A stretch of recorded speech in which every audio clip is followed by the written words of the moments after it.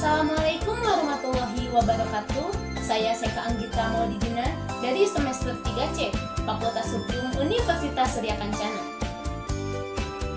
Di sini saya akan review jurnal hukum pidana tentang perlindungan hukum terhadap pelaku tindak pidana pencurian akibat perbuatan atau ageristing.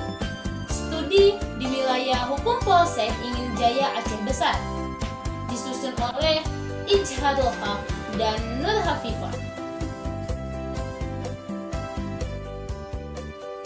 Pasal 7A ayat 1 Undang-Undang Nomor 31 Tahun 2014 tentang perubahan atas Undang-Undang Nomor 13 Tahun 2006 tentang perlindungan saksi dan korban menyatakan bahwa korban tindak pidana berhak memperoleh restitusi berupa ganti kerugian atas kehilangan kekayaan atau penghasilan, ganti kerugian yang ditimbulkan akibat penderitaan yang berkaitan langsung sebagai akibat tindak pidana, pergantian biaya perawatan medis atau psikologis, namun pada kenyataannya pasal tersebut belum berjalan dengan semestinya.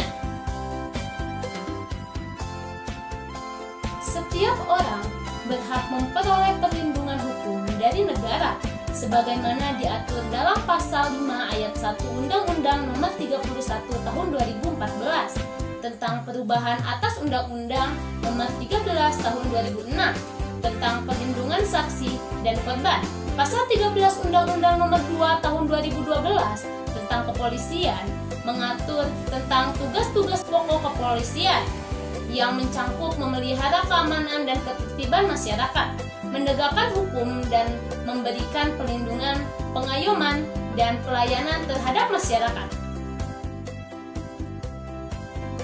Permasalahan ini merupakan hal yang paling mengingat tindakan main hakim sendiri, merupakan suatu pelanggaran terhadap hak asasi manusia.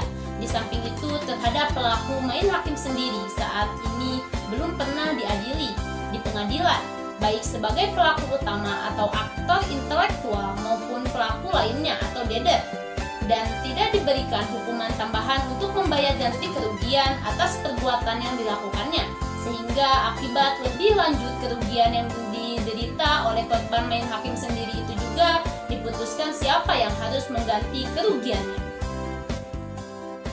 Hasil penelitian faktor penghambat dalam pemberian perlindungan hukum terhadap pelaku tindak pidana yang menjadi korban main hakim sendiri, yaitu tidak terjadinya upaya damai dari pelaku dan korban tidak melapor ke penegak hukum, dan pelaku atau terdakwa menolak untuk mengganti kerugian. Disarankan kepada Polsek Ingin Jaya dapat memproses kasus main hakim sendiri sehingga sampai ke pengadilan, sehingga pelaku diberikan hukuman yang setimpal atas perbuatannya. Upaya yang dilakukan oleh pihak kepolisian ialah upaya preventif dan represif.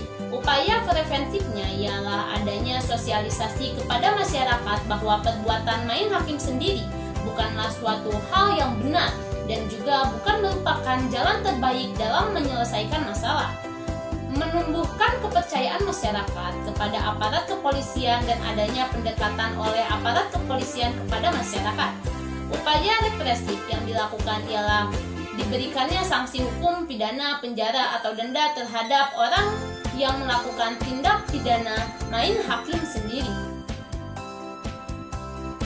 Oke, mungkin cukup sekian. Terima kasih banyak. Wassalamualaikum warahmatullahi wabarakatuh.